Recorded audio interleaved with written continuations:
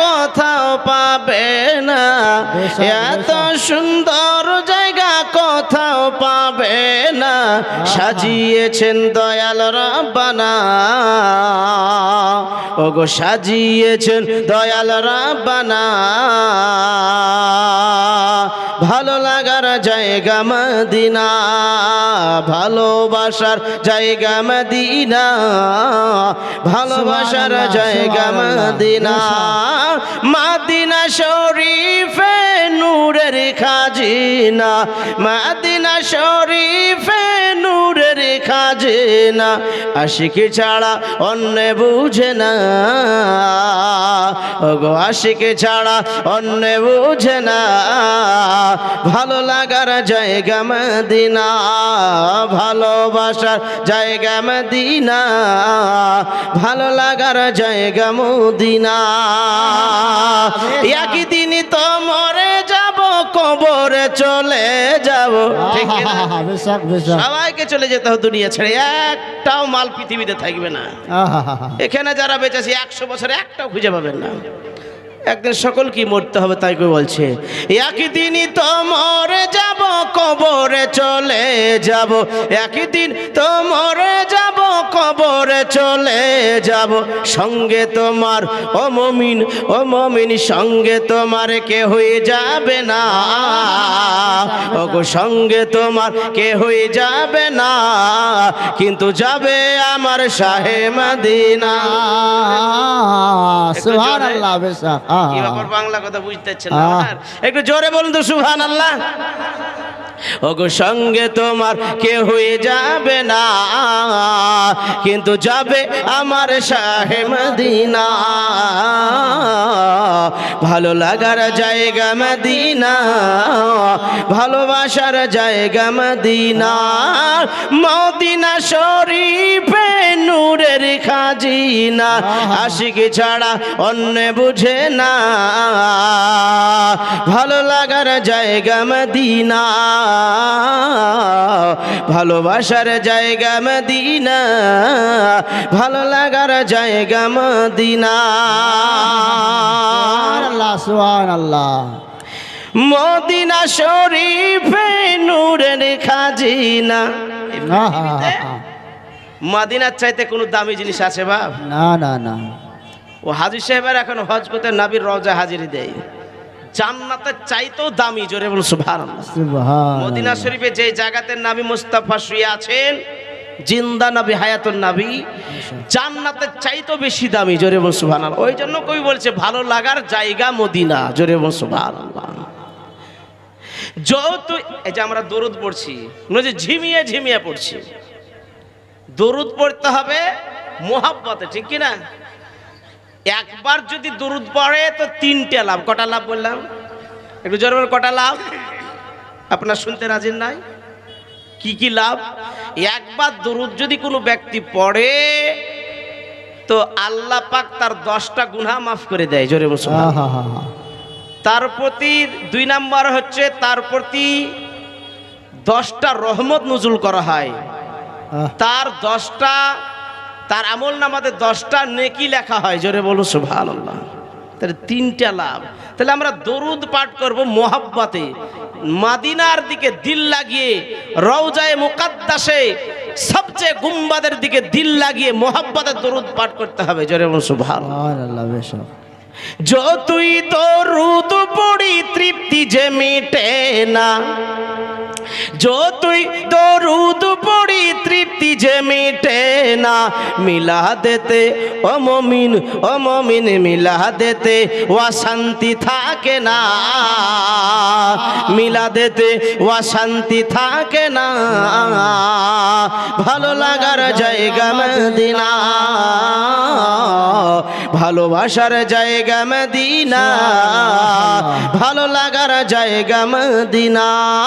Medina শরীফে নূরের খাজিনা, Medina শরীফে নূরের খাজিনা, সাজিয়েছেন ও মুমিন, ও মুমিন সাজিয়েছেন দয়াল রব্বানা।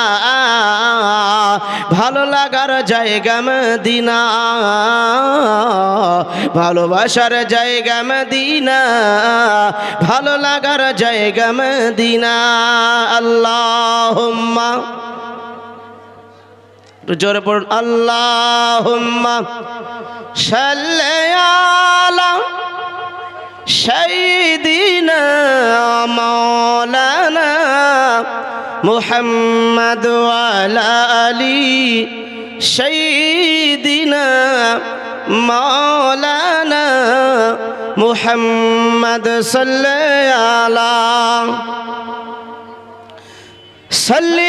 আলা মুহাম্মদ হরদম ज़बान से निकालो पाक नामे मुहम्मद हरदम ज़बान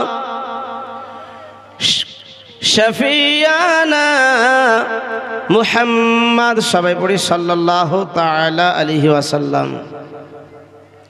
আলহামদুলিল্লাহ, যাবতীয় প্রশংসা মহান দ্রষ্টা মহান পাক রব্বুল ইজ্জাতের জন্য, যিনি ওয়াহদাহু লা শারিক, যিনি ওয়াক্কায় ওয়াব্বায় ওয়ানাদি, নিরঞ্জন নিরাকার, যিনি আমাদেরকে ভালোবেসে পবিত্র সভা পবিত্র জলসায় আসার বসার শোনা তৌফিক আতা করেছেন। সেজন্য উচ্চ আওয়াজে ভক্তি ভরে মহব্বতে পড়ি আলহামদুলিল্লাহ। আর একটু জোরে সরে পড়ি আলহামদুলিল্লাহ।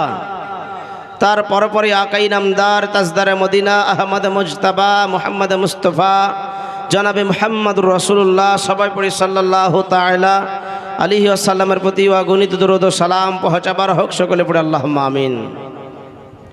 বেরাদারুল ইসলাম মুআজ্জাজ মুকাররাম মহাসমুদ্র আল কোরআন অটুট বিধান,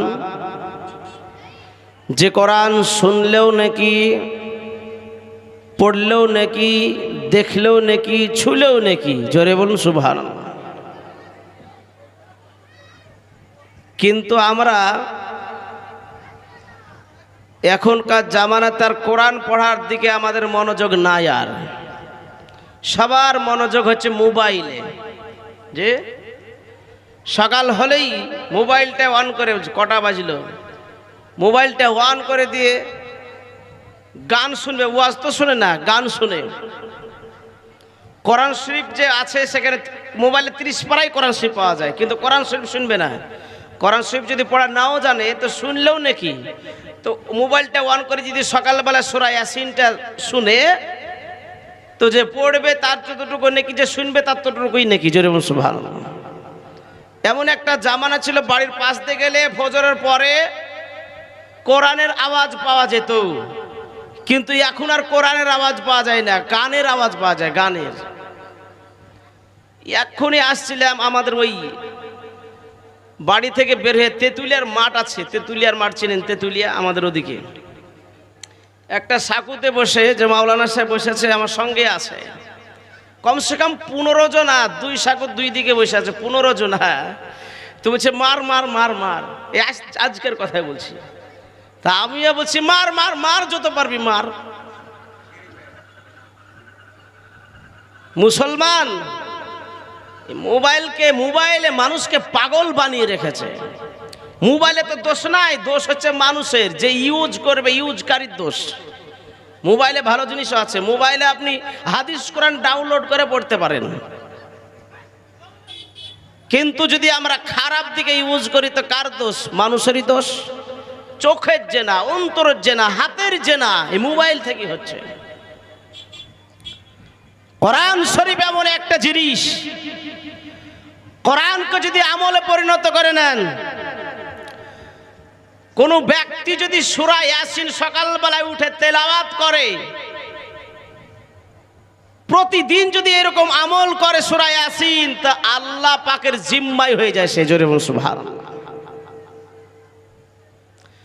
কোন ব্যক্তি যদি গায়েবী রুজি চায়, তো প্রতিদিন তাকে রাত্রি এশার নামাজ পড়ে শোয়ার আগে সূরা ওয়াকিয়া তেলাওয়াত করতে হবে প্রতিদিন। কোন ব্যক্তি যদি কবরের আযাব থেকে নিষ্কৃতি পেতে চায়, তো প্রতিদিন শোয়ার আগে সূরা হাসর আমল করতে হবে।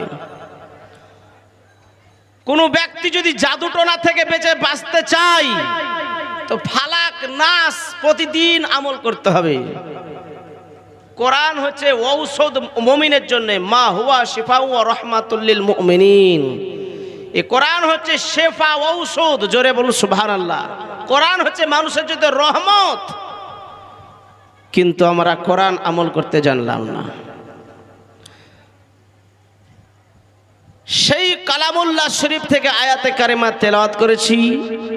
আয়াতকে সম্মুখে রেখে আল্লাহ তাবারক ওয়া তাআলা, আল্লাহ পাক রব্বুল ইজ্জাত জাল্লা শানাহু ওয়া মানালাহু, নবী পাকের সাদকায়, পীর ও মুর্শিদের নেঘায় যতটুকু যেইভাবে বলিয়ে দেবে ইনশাআল্লাহ তাআলা আজিজ বলবো। আল্লাহ যদি বলিয়ে না নেয় তো আমি বলতে পারবো না বাপ। এখানে বলতে বলতে হয়তো আমার মৃত্যু হয়ে যেতে পারে, নাকি? মৃত্যুর কোনো গ্যারান্টি নাই। যদি বলিয়ে নেয় আল্লাহ নবী পাকের সেলায় তো আমি বলবো।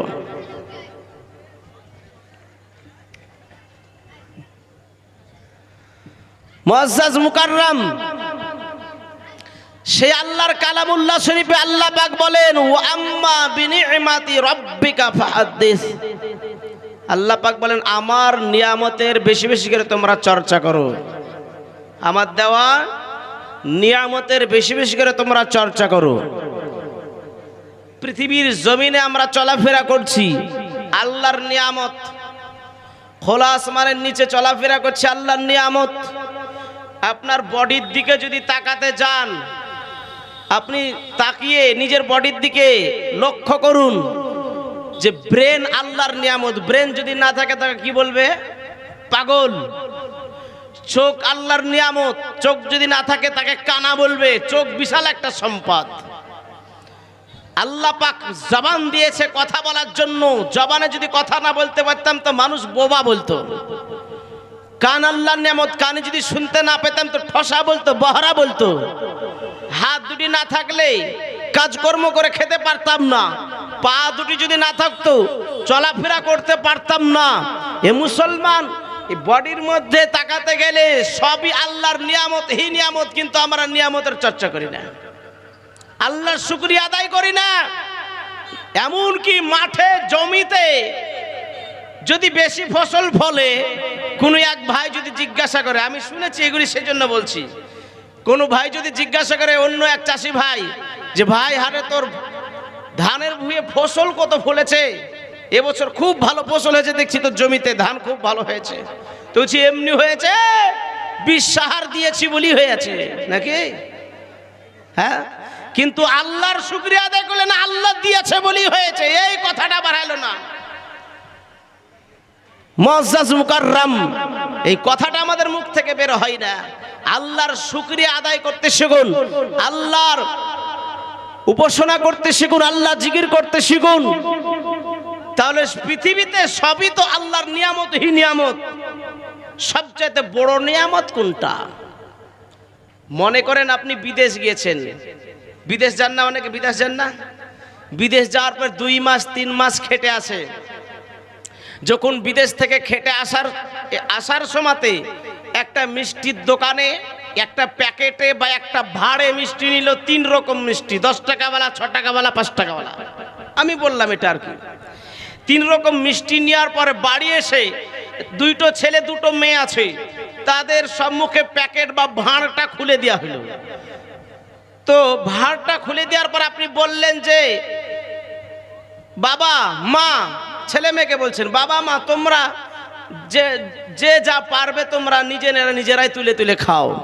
আচ্ছা, যে ছেলেটা বা মেয়েটা সর্বপ্রথম হাত দিবে তো কোন মিষ্টিটাতে হাত দিয়ে বলেন তো? জি, একটু কথা বলেন আমার সঙ্গে, কোন মিষ্টিটাতে হাত দিবে? ছোটটাতে না বড়টাই? বড়টাতে হাত দিবে। জি, বড়টাতে হাত দিবে না? তো মিষ্টি তো সবই, তো বড়টার উপরে লোভ হলো কেন? পৃথিবীতে সবকিছুই আল্লাহর নিয়ামত, তো সবচাইতে বড় নিয়ামত কোনটা? তো বড় নিয়ামত হচ্ছে আমাদের নবী রাসূলুল্লাহ। জোরে বলুন সুবহানাল্লাহ, একটু জোরে বলবেন না সুবহানাল্লাহ। আমাদের জন্য বড় নিয়ামত হচ্ছে রাসূলুল্লাহ, বড় রহমত হচ্ছে রাসূলুল্লাহ, বড় বরকত হচ্ছে রাসূলুল্লাহ। আর এই রাসূলুল্লাহর মিলাদ আজকে মানিয়েছে এই বাড়িওয়ালা। নবীর মিলাদ নবী নিজেই করেছে। জোরে বলুন সুবহানাল্লাহ। নবীর মিলাদ আল্লাহ করেছেন। মিলাদ করা হচ্ছে নবীর সুন্নাত। মিলাদ করা হচ্ছে আল্লাহর সুন্নাত। মুআজ্জাজ মুকাররাম, আমার আল্লাহ চতুর্থ আসমানে মিলাদ করতেছেন। বক্তা আমার আল্লাহ, শ্রোতা হচ্ছে ফেরেশতা। ওয়াজ শুনতেছেন, নবীর আলোচনা চলতেছে, মহব্বতের আলোচনা চলছে। তো একজন ফেরেশতা ফট করে উঠে বলতেছে, আল্লাহ, যে নবীকে এখনো প্রেরণ করা হয়নি, যে নবীকে এখনো পৃথিবীর মধ্যে পাঠানো হয়নি, আল্লাহ এই নবীর শানে এত আলোচনা। আমার আল্লাহ বলছে, তুমি যে ব্যক্তি আমার নবীকে অপছন্দ করে, যে নবীর কথাকে অপছন্দ করে, যে নবীর মিলাদকে অপছন্দ করে, আমি আল্লাহ তাকে পছন্দ করি না। জোরে বলুন সুবহানাল্লাহ। আমার আল্লাহ পাক বলছে, যাও, তোমাকে এই অবস্থায় রাখা হবে না, জান্নাতে রাখা হবে না। তুমি এক কাজ করো, পৃথিবীর প্রান্তরে জঙ্গলের মধ্যে বসবাস করো। তোমার নুরানি ডানা, নুরানি চেহারা তোমার ছিনিয়ে নেওয়া হলো। বলছে, আল্লাহ, আমি জানতাম না নবীর শান, নবীর মান, নবীর মর্যাদা, নবীর মার্তাবা এত বড় আমার জানা ছিল না। ইয়া রাব্বাল আলামিন, পরওয়ারদিগার আলাম, আল্লাহ আমাকে ক্ষমা করে দাও। আমার আল্লাহ পাক রব্বুল ইজ্জত বলতেছেন, যে ফেরেশতা শোনো, যার শানে, জিনার শানে বেয়াদবি করেছো, সুবহানাল্লাহ। দেখেন, বেনামে একজন 100 টাকা, যে কই গো, সুবহানাল্লাহ। আচ্ছা আসুক, 100 টাকা দান করেছে। এক ওয়াজটা শুরু করতে দেন, দিবেন। হযরত আবু বকর সিদ্দিক বলেন, যদি রবিউল আউয়ালে নবীর এই জুলুসে বা নবীর মিলাদে যদি কোনো ব্যক্তি 1 টাকা খরচ করে, আমি আবু বকর তাকে সঙ্গে জান্নাতে নিয়ে যাব। জোরে বলুন সুবহানাল্লাহ। আপনি দিবেন, অবশ্যই দিবেন, তবে ওয়াজটা একটু শুরু করতে দেন। আমার আল্লাহ পাক রব্বুল ইজ্জত বলছে, ফেরেশতা শোনো, পৃথিবীর মাঝে চলে যাও, আমি তোমাকে ক্ষমা করব না। বলে, আল্লাহ, ক্ষমার কোনো একটা রাস্তা দেখিয়ে দাও। বলে, শোনো গো, আজকে তুমি পৃথিবীর মাঝে জঙ্গলে বসবাস করো, যখন দেখবে পৃথিবীর মাঝে একজন পয়গম্বরকে, যার নাম হবে ইব্রাহিম খলিলুল্লাহ, ওই ইব্রাহিম খলিলুল্লাহর কপালে আমার নবীর নূর চমকানো থাকবে। ওই ইব্রাহিম খলিলুল্লাহকে যদি নবীর ওসিলা দিয়ে, নবীর ওয়াস্তা দিয়ে যদি তুমি দোয়া করিয়ে নিতে পারো, আমি আল্লাহ তোমাকে ক্ষমা করব, ডাইরেক্ট তোমাকে আমি ক্ষমা করব না। বেরাদার, মুআজ্জাজ মুকাররাম, এই দেখেন বাবা, ফেরেশতাকে জঙ্গলের প্রান্তরে ফেলে দেয়া হলো, জঙ্গলে বসবাস করতেছেন। একদিন ইব্রাহিম খলিলুল্লাহ সমুদ্রের ধার দিয়ে চলতেছে, সমুদ্রের ধার দিয়ে চলতে চলতে চলতে চলতে বেরাদার একজন আল্লাহওয়ালা ব্যক্তিকে দেখতেছেন, যেন সমুদ্রের পানি দিয়ে হেঁটে চলতেছেন। সমুদ্রের পানিতে যে সে চলতে পারে না, যারা আল্লাহর ওলি হয়, যারা আল্লাহওয়ালা হয়, তারাই পানি দিয়ে হাঁটতে পারে, যারা আল্লাহর পয়গম্বর হয়, তারাই পানি দিয়ে চলতে পারে। আল্লাহু মাওলা ফালাহুল কুল, আল্লাহ পাক বলে, যে আমার হয়ে যায়, তার সৃষ্টিজীব তার গোলাম হয়ে যায়। জোরে বলুন সুবহানাল্লাহ।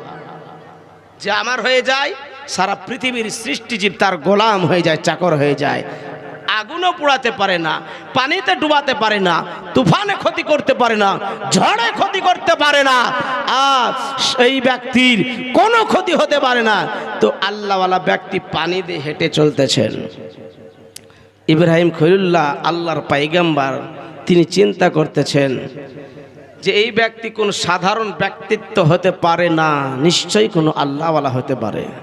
দেখি কি হয়। আল্লাহর পয়গম্বর ইব্রাহিম খলিলুল্লাহ, এই দেখেন বাবা, তিনার পিছু পিছু হাঁটতে আরম্ভ করলো।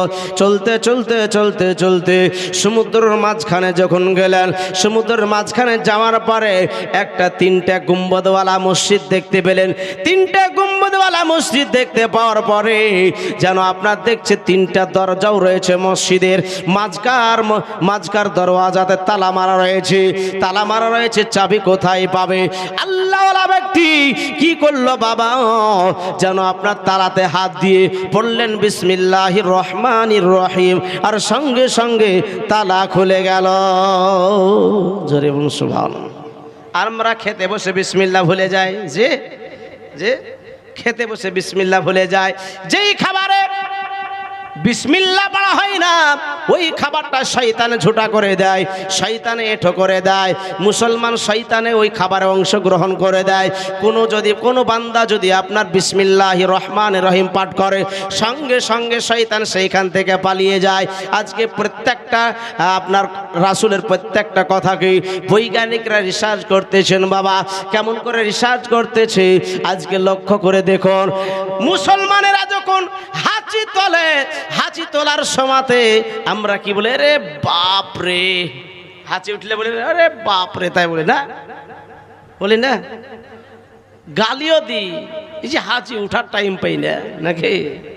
কিন্তু মুসলমান শুনেলেন, যখন হাঁচি তোলে, এই হাঁচি তোলার কারণে একবার হাঁচি তোলাতে শরীর থেকে যেন 100-র অধিক রোগ নির্গত হয়ে যায়, শরীর থেকে 100-র ওপর রোগ বের হয়ে যায়। এই জন্য হাঁচি তোলার সময়তে আপনাকে আলহামদুলিল্লাহ পাঠ করতে হবে। কি পাঠ করতে হবে? আলহামদুলিল্লাহ পাঠ করতে হবে। বৈজ্ঞানিকরা রিসার্চ করলো, মুসলমানেরা আজকে হাঁচি তোলার পরে কেন আলহামদুলিল্লাহ পাঠ করে। বৈজ্ঞানিকরা রিসার্চ করে দেখলো যে এই জন্য আলহামদুলিল্লাহ পাঠ করে। আলহামদুলিল্লাহ পাঠ করার কারণ এটাই যে 100-র অধিক রোগ শরীর থেকে বের হয়ে যায়। এই জন্য আল্লাহর শুকরিয়া আদায় করে। একবার জোরে বলুন সুবহানাল্লাহ। মুসলমান আজকে বৈজ্ঞানিকরা রিসার্চ করলো আল্লাহ রাসূলের কথাকে। কি কথা রিসার্চ করলো? আমরা খাবার সময়তে বিসমিল্লাহ পাঠ করি, খাবার মাঝে মাঝে লাকাল হামদ লাকা শুকর পাঠ করি। খাবার দোয়া যদি ভুলে যাই, এই খাবার মাঝে একটি দোয়া আছে বিসমিল্লাহি আউয়ালাহু ওয়া আখিরাহু, আমরা দোয়া পাঠ করি। খাবার প্রথমে আমরা দোয়া পাঠ করি, আল্লাহুম্মা বারিক লানা ফিমা রাযাকতানা ওয়া কিনা আযাবান্নার বিসমিল্লাহি ওয়া আলা বারাকাতিল্লাহ। দোয়া যদিও না জানে কমসে কম বিসমিল্লাহ পাঠ করবেন। আমরা বিসমিল্লাহ পাঠ করতে ভুলে যায়। মুসলমান যখন খাওয়া শেষ হয়ে যায়, খাবার শেষে আমরা থাল চেটে খাই কিনা? আমরা কিন্তু অনেকে থাল চেটে খাই না, ওই মানে খাবার খেয়ে লাস্টে ভাতও নষ্ট করি আমরা কোথাও। আল্লাহ রাসূল বলেন, তোমরা খাবার যখন খাবে, খাবার থালটা চেটে খাও। কেন? ওই খাবারের শেষের যেই জিনিসটা থালটা চেটে খান, ওটার মধ্যে ফ্যাট আছে, ফ্যাট ভিটামিন আছে। জোরে বলুন সুবহানাল্লাহ। মুসলমান আল্লাহ রাসূল বলছে, তোমরা মুছে খাওয়ার পর আঙ্গুলগুলাকে চুষে চুষে খাও, আঙ্গুলগুলাকে চুষে চুষে খাও। কেন? বৈজ্ঞানিকরা রিসার্চ করতে গেল, মুসলমানেরা আজকে খাবার সময়তে কেন আপনার আঙ্গুল চুষে চুষে খায়। বৈজ্ঞানিকরা রিসার্চ করে উত্তর পেল। কি উত্তর পেল? যখন আঙ্গুল চুষার সময়তে যেন আপনার এক ধরনের লালা বের হয়। লালা দেখবেন, আপনি 1 মিনিট চুষবেন, আমার কথাটা খাবার সময়তে পরীক্ষা করে নিন যে মাওলানা আলী হোসেন আসার পরে কথাটা ঠিক বলেছে কিনা।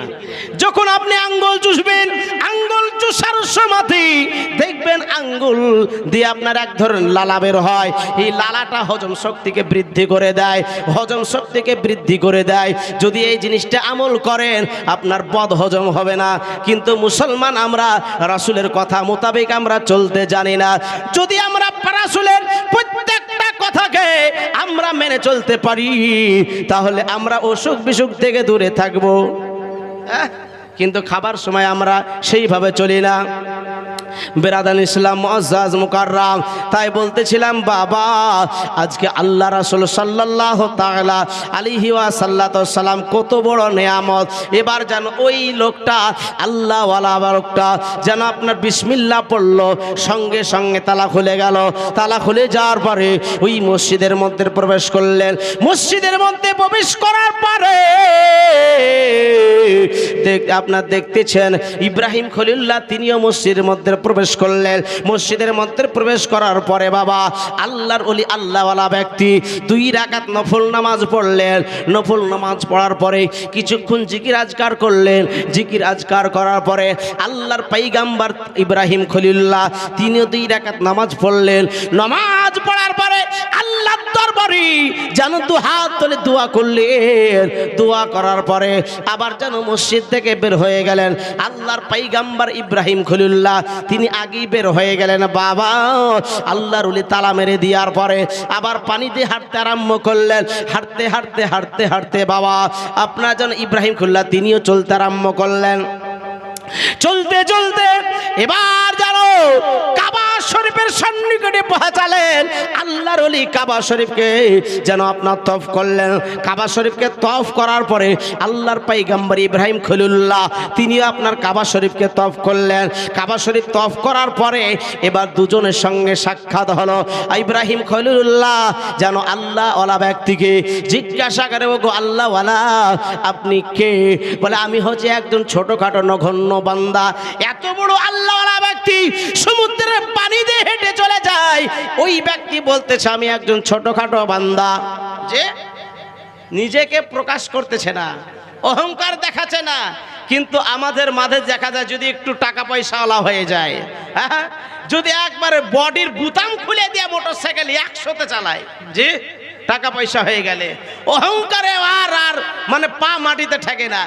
আরে আপনাদেরকে কি বলবো, আমাদের মধ্যেই মৌলবীদের মধ্যেই এরকম আছে। যা অহংকারে যদি একটু বড় বক্তা হয়ে যায়, যত একটু যদি মুফতি নাম করা একটু মুফতি হয়ে যায়, আর কিছু আপনার ওই পটল মার্কা বক্তা আছে, বুঝতে পারলেন কিনা? হ্যাঁ, মানে এমার্জেন্সি বক্তা আছে, ও কিছুই জানে না। আর এইদিকে আপনার অহংকারের শেষ নাই। যে এরকম এক বক্তা আছে। তো অহংকার হচ্ছে পতনের মূল। যে অহংকার হচ্ছে পতনের মূল। এই কিসি জঙ্গল কো খালি মত সমঝো, কোন জঙ্গলকে খালি মনে করতে নাই। ওই জঙ্গলে ছোট জঙ্গল হলে কি হবে, একটা কোনো পোকামাকড়ও থাকতে পারে, কোনো বিচ্ছুও থাকতে পারে নাকি? হ্যাঁ, এই জন্য কোনো জঙ্গলকে খালি মনে করতে নাই। মুসলমান, আমরা মসজিদের যদি 5 ওয়াক্ত মুসাল্লি হয়ে যায়, এরে বাপরে আমাদের অহংকারের তাকাব্বুরের শেষ নাই। আমার মতো বড় মুসাল্লি কে আছে? হ্যাঁ হ্যাঁ, অহংকার। আর কেউ যদি নতুন নামাজি যায়, এই তুই কদিনের নামাজি রে, যে বলে না। আর ছোট ছেলে যদি যায় নামাজি, যদি একটু চেঁচামেচি করে, আর আমুক ধমক মারে, এটা কার বেটা রে, যে বলে না। খবরদার ধমক মারবেন না, এরা ভবিষ্যতের মুসাল্লি, ঠিক কিনা? ভবিষ্যতের মুসাল্লি, আপনারা চলে যাবেন, মুসাল্লি হবে তারা। শোনেন, 7 বছর বয়স থেকে বাচ্চাদেরকে নামাজের তালিম দিলেন। মা বোনেরা শুনেন, ভাই বাবা জীবনেরা শুনেন। এখন 7 বছর থেকে নামাজের তালিম দিবেন, 10 বছরে নামাজের জন্য মারবেন। 12 বছর হলে নামাজ যদি না পড়ে ঘাড় ধাক্কা দিয়ে বের করে দিবেন। কিন্তু আমরা নামাজ যদি না পড়ে মারি না। আর যদি মাঠে না যায় কাজ না করতে, বিদেশ যদি না যায়, তো তাকে মারবে না। 4টে বেটার মধ্যে 2টে বেটা ইনকাম করে, নোট গুনে গুনে দিয়ে থুতু দিয়ে নোট গুনে নেয়। আর 2টে বেটা তো কাজ করতে পারে না, একটু আল্লাহওয়ালা, তো ওকে চোখে পড়ে দেখতে পারে না। যে টাকা গোনাটা দেখলেন, আপনি জেনে নিয়েন, মরে দেখেন আপনি কি হবে অবস্থা। মরার পরে বুঝতে পারবেন। যদি নেক সন্তান পৃথিবীর মধ্যে রেখে যেতে পারেন, ওই ছেলেটা যখন পড়বে ওয়াকুর রব্বির হামহুমা কামা রব্বায়ানি সগীরা, ওই সন্তানের দোয়াটা কারেন্টের মতন কবুল হবে। জোরে বলুন সুবহানাল্লাহ। ওই সন্তানটাকে আপনি ভালো করে যত্ন করে মানুষ করুন, মানুষের মতো মানুষ করুন। ওই দাঁড়িয়ে রাস্তায় দাঁড়িয়ে দাঁড়িয়ে পেশাব করে ভুস পাইপ বার করে দিয়ে ওই রকম সন্তান তৈরি করিয়েন না। ঠেক লাগিয়ে দিয়ে দাঁড়িয়ে দাঁড়িয়ে পেশাব করছে, হ্যাঁ, অর্ধেক প্যান্টে অর্ধেক মাটিতে, সারা দিন নাপাক গায়ে ঘুরে, ওর সংসার উন্নতি হবে? হ্যাঁ, মুআজ্জাজ মুকাররাম। তো যদি আপনার গোরস্থানে যাই, দেখা যায় 2-3টে ছেলে দাঁড়িয়ে আছে। আর দাঁড়িয়ে আছিস কেন? তো বলছে কি, হুজুর জানেন না শরীর ঠিক নাই। তো কেন দাঁড়িয়ে আছিস? মাটিটা দিব, জানাজা পড়বো না। মাটি দিব, জানাজা। আরে পাগলা, তুই যদি জানাজা না পড়ে তোর গোরস্থানে মাটি দেওয়া চলবে? তুই তো না পাকি আছিস। এরকম সন্তান তৈরি করেন না। সন্তান তৈরি করেন আল্লাহওয়ালা, কবরে দাঁড়িয়ে দাঁড়িয়ে যেন আপনার জন্য দোয়া করতে পারেন। তো ওই অহংকারী হরিয়েন না, বাচ্চা ছেলেদেরকে ধমক চমক মারিয়েন না, তাদেরকে উৎসাহ দেন।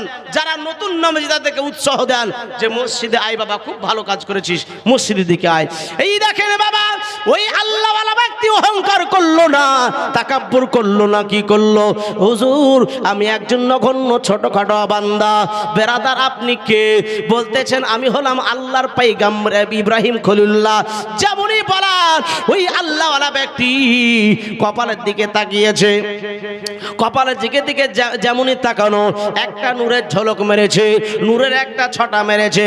বলে হুজুর আল্লাহর কাছে আমি দোয়া করেছিলাম, আল্লাহ গো নবী পর্যন্ত আমি হয়তো বেঁচে থাকবো না, আল্লাহ তুমি এত দূর আমার আয়ু দাও যেন আমি নবীর নূরকে দর্শন করতে পারি। জোরে বলুন সুবহানাল্লাহ। নূরকে দর্শন করতে পারি। আল্লাহ পাক আমার দোয়া হয়তো কবুল করে নিয়েছে, এই জন্য আপনার দেখা আমার মিলিয়ে দিয়েছে। হুজুর আপনার কপালে নবীর নূর চমকাচ্ছে, এই নূর চমকানো আমার দেখা হয়ে গেছে, মনের আশা মিটে গেছে, আমার আর কোনো পৃথিবীতে বেঁচে থাকার কোনো আমার দরকার নাই। এই দেখেন বাবা, যেমনই আপনার নূর দেখা আল্লাহওয়ালা ব্যক্তি ইব্রাহিম খলিলুল্লাহর কদম ধরে যেন আপনার লুটিয়ে পড়েছে। কখন যেন প্রাণ পাখিটা উড়ে গেছে, কখন যেন জানটা বের হয়ে গেছে। আল্লাহর পয়গম্বর ইব্রাহিম খলিলুল্লাহ মাথায় হাত বোলায়, গায়ে হাত বোলায়। ওগো আল্লাহওয়ালা ব্যক্তি কি বাবার কথা কেন বলেন না? হাতে নেড়ে চেড়ে দেখতেছে, আর পৃথিবীর মাঝে ওই লোকটা বেঁচে নাই। বেরাদার মুআজ্জাজ সামানে কেরাম, লোকজনকে ডেকে যেন কাফন দাফন করে দেয়া হলো। আল্লাহর পয়গম্বর ইব্রাহিম খলিলুল্লাহ ওইখান থেকে চলতে আরম্ভ করলো বাবা। চলতে চলতে সমুদ্র ধার দিয়ে চলতে চলতে ওই যেই জায়গাতে আল্লাহর ফেরেশতাকে জঙ্গলে যেন নিক্ষেপ করা হয়েছিল, যেই জঙ্গলে ফেলা হয়েছিল বাবা, আল্লাহর পয়গম্বরকে আল্লাহ তাআলা ওই জঙ্গলে নিয়ে যাচ্ছে। জঙ্গলে নিয়ে যাওয়ার পরে বাবা কি দেখতেছেন? একজন অচেনা অজানা একজন দানব, যেন চেহারা যেন কুৎসিত চেহারা, ভয়ঙ্কর চেহারা। আল্লাহর পয়গম্বর ইব্রাহিম খলিলুল্লাহ মুখটা যেন ঘুরিয়ে নিলেন, মুখটা ঘুরিয়ে নিয়ে যেমন নিয়েছে আল্লাহর ফেরেশতা ডাক দিয়ে বলতেছিল, গো আল্লাহর ফেরেশতা ইব্রাহিম খলিলুল্লাহ আপনি মুখটা কেন ঘুরিয়ে নিয়েছেন? বলে তুমি কে? জিন না দেও না ভূত? বলে আমি জিন না ভূত না দেও না কিছুই নাই, আমি হলাম আল্লাহর ফেরেশতা। বলছে আল্লাহর ফেরেশতা যারা হয় তাদের দুইখানা নুরানি ডানা হয়, তাদের চেহারা ঝলকময় চেহারা হয়। ওগো আল্লাহর ফেরেশতা তোমার কেন এই চেহারা? ওই ব্যক্তি সমস্ত কথা খুলে খুলে বলতেছে। কি বলতেছে? ওগো আল্লাহর পয়গম্বর ইব্রাহিম খলিলুল্লাহ চতুর্থ আসমানে আল্লাহ পাক নবীর মিলাদ করতেছিলেন। আল্লাহর নবীর মিলাদ যখন ছিল আল্লাহ পাক বক্তা ছিলেন, ফেরেশতারা যেন শ্রোতা ছিলেন। ওই টাইমে আল্লাহ পাক রব্বুল ইজ্জাতকে আমার এক মুখ দিয়ে একটা কথা বের হয়েছে। কি কথা বলেছিল? বলে ওগো আল্লাহ পাক যেই নবীকে এখন দুনিয়ার মধ্যে প্রেরণ করা হয়নি, যেই নবীকে দুনিয়ার মাঝে পাঠানো হয়নি, আজকে সেই নবীর শানে এত আপনার আলাপ আলোচনা চলতেছে, এই আপনার বেয়াদবিমূলক কথা আমার মুখ দিয়ে বের হয়েছে। এই জন্য আল্লাহ পাক আমার প্রতি নারাজ হয়ে গেছেন, এই জন্য আল্লাহ পাক আমার প্রতি গুসা হয়ে গেছে, এই জন্য আল্লাহ পাক আমার প্রতি নারাজ হয়ে গেছে। নারাজ হয়ে গিয়ে এই জঙ্গলের মাঝে প্রেরণ করে দিয়েছে। তবে আমাকে একটা সুযোগ দিয়েছে, আমাকে একটা সহজ পথ দেখিয়ে দিয়েছে। হুজুর আপনার অপেক্ষায় রয়েছি, হুজুর আপনার কপালে যে নবীর নূরটা রয়েছে ওই নূরের ওসিলাতে, অর্থাৎ নবী জামান পয়গম্বর আজম রাসূল আকরাম সাল্লাল্লাহু তাআলা আলাইহি সাল্লামের ওসিলা দিয়ে নবীর ওয়াস্তা দিয়ে যদি একটু দোয়া করে দেন তাহলে আমি মাপ পেয়ে যাব, তাহলে আমি নিষ্কৃতি পেয়ে যাব। হুজুর গো একটু আমার জন্য আল্লাহর দরবারে দুহাত তুলে নবীর ওসিলা দিয়ে নবীর ওয়াস্তা দিয়ে একটু দোয়া করে দেন, তাহলে আল্লাহ পাক আমাকে মাফ করে দিবেন। আল্লাহর পয়গম্বর ইব্রাহিম খলিলুল্লাহ আল্লাহর দরবারে দুহস্ত তুললেন। দুহস্ত তোলার পরে বাবা আল্লাহর দরবারে দোয়া করলেন, সঙ্গে সঙ্গে দোয়া কবুল হয়ে গেল। মুনাজাত শেষ হতে না হতেই বাবা সঙ্গে সঙ্গে বাবা দোয়া কবুল হয়ে গেল। এবার আল্লাহ পাক রব্বুল ইজ্জাত ওই ফেরেশতাকে নুরানি ডানা ফিরিয়ে দিল, ওই ফেরেশতাকে নুরানিময় চেহারা ফিরিয়ে দিল। মুসলমান এবার আপনাদেরকে বলতে চাই, যারা আল্লাহর নবীর শানে বেয়াদবি করে, যারা আল্লাহর নবীর শানে কটূক্তি কথা বলে, আল্লাহ পাক কি তাদেরকে ক্ষমা করবেন? একটু জোরে বলুন যে ক্ষমা করবে আল্লাহ নবীর শানে যদি বেয়াদবিমূলক কথা বলে? যে আজকে আমরা আহলে সুন্নাত ওয়াল জামাতের মানুষ আজকে নবীর প্রেমে নবীর মোহাব্বতে আজকে এই জাশনে জুলুস বের করি। জাশনে জুলুসে বের হলে 100 বছর নফল ইবাদতের নেকি হয়। জোরে বলুন সুবহানাল্লাহ। এই জাশনে জুলুসে বের হলে আল্লাহ খুশি হয়। ফেরেশতারা মিছিল বানিয়েছে, জুলুস বানিয়েছে, ফেরেশতারা আপনার জুলুস মানিয়েছে। আমরা আহলে সুন্নাত ওয়াল জামাতের মানুষ, আমরা জুলুস মানাই। এই মুসলমান বেরাদার ইসলাম, এই নবীকে আমরা মোহাব্বত করব, নিজের জানের চাইতে বেশি ভালোবাসবো। এ মুসলমান, এই দেখেন ইব্রাহিম খুল্লার নূর, তিনার কপালে নূর থাকতে থাকতে পরিবর্তন হয়ে যেন আপনার আব্দুল্লাহর কপালে